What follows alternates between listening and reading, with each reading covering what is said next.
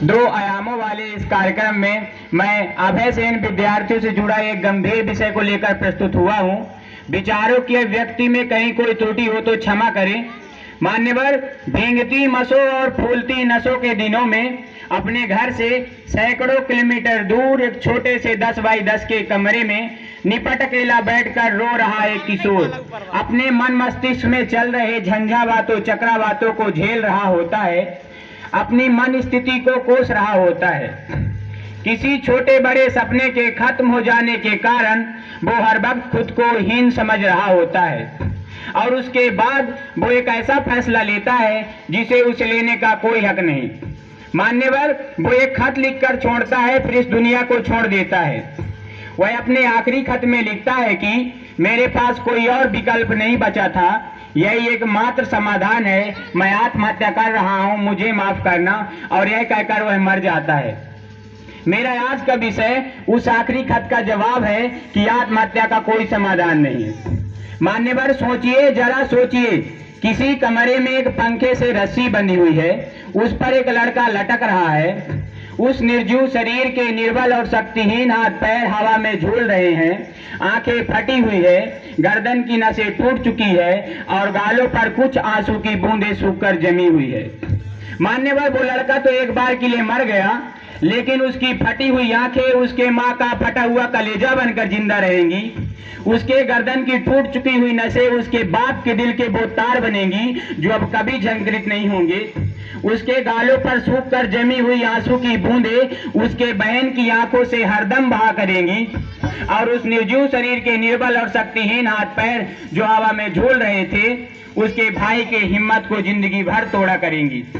मान्यवर, एक ऐसा हल है जिसमें अपनों का बर्बाद होता हुआ कल है। खुदकुशी करने वाला इंसान तो एक बार के लिए मर जाता है, लेकिन उसके यार दोस्त, घर परिवार के लोग, रिश्ते नाते के लोग बार बार मरा करते हैं। वो हर वक्त खुद को अपराधी समझते हैं और जीते जी संतरास के कारण वो मरे हुए के समान होते हैं। मान्यवर, मुझे विषय इसलिए उठाना पड़ा क्योंकि पिछले 2 साल में भारत में 4000, राजस्थान में 150, इस शहर में 9 और यहाँ तक कि इस विद्यालय में 5 विद्यार्थी खुदकुशी कर चुके हैं, जिनमें से 3 मेरे अजीज मित्रों में शामिल थे। इनमें से लगभग 80% आत्महत्याएं एक छोटी मोटी अकादमिक विफलताओं के कारण किया गया एक आत्मघात थी। डॉक्टर शोर और मनोवैज्ञानिकों का कहना है कि यदि उन तक सही वक्त पर किसी प्रकार की मदद, सहानुभूति या मार्गदर्शक पहुंचता तो उनकी जान बचाई जा सकती थी। आंकड़ों का स्पष्ट मानना है कि 10 में से 8 मात हत्याएं इस स्पष्ट संकेतों के बाद होती है। हमारा नैतिक दायित्व बनता है कि जो हमारे आसपास में मानसिक तनाव से, मानसिक दबाव से ग्रसित लोग हैं, उनकी बातें सुने, उन पर विश्वास जताएं, उनकी हिम्मत बढ़ाएं। आत्महत्या एक मनचाही मौत नहीं है, ये अनचाही मौत है। मरना तो उन्हें भी अच्छा नहीं लगता, लेकिन एक अल्पकालीन आवेश में निर्णय ले लिया जाता है। उन्हें बताएं कि यह कोई समाधान नहीं है। अब तो कहते हैं कि मर जाएंगे, मरकर भी चैन नहीं मिला तो किधर जाएंगे। सही वक्त पर पहुंचाया गया मानसिक प्रोत्साहन उनकी जान बचा सकता है।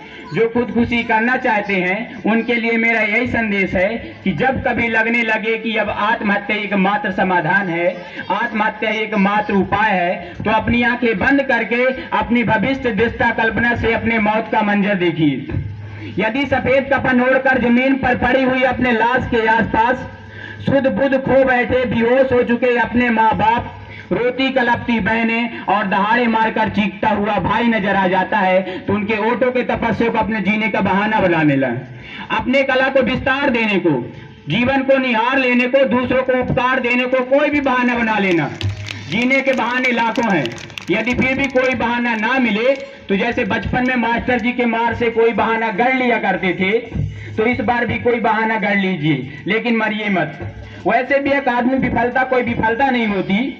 विश्व में नायक माने जाने वाले व्यक्ति कभी भी अपने अकादमिक क्षेत्र में सफल नहीं रहे। Mahatma Gandhi, Rabindranath Tagore, Thomas Alva Edison, Newton, J Thomson, Sachin Tendulkar आदि सब अपने स्कूल कॉलेज की परीक्षाओं में सफल रहे, किंतु अपने अपने जीवन में उत्कृष्ट तक, पराकाष्ठाओं तक पहुंचे। अतः छोटी मोटी अकादमिक विफलताओं को दिल से ना लगाएं। छोटे मोटे सपने के खत्म हो जाने के कारण अपने जीवन बर्बाद ना करें। नीरज गोपाल दास की पंक्तियां हैं कि छिप छिप अश्रु बहाने वालों, छिप छिप अश्रु बहाने वालों, मोती व्यर्थ लुटाने वालों, कुछ सपनों के खो जाने से जीवन नहीं मरा करता है। सपना क्या है?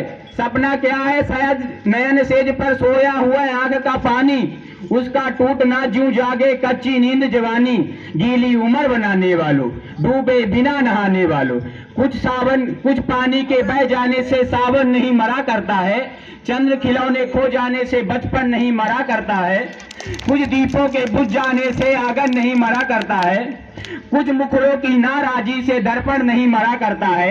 कुछ सपनों के खो जाने से जीवन नहीं मरा करता है। वंदे मातरम। जय हिंद, जय भारत।